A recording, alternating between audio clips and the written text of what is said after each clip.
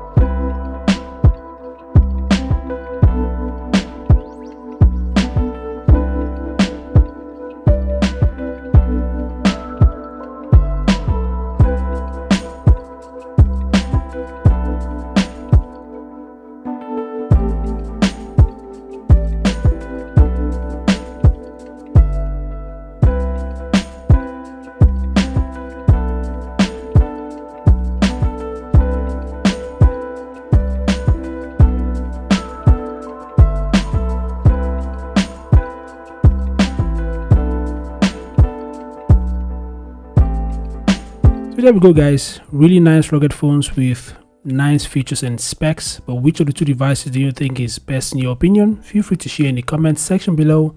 Thanks for watching, subscribe to the channel, and I'll see you guys in the next update. Peace out.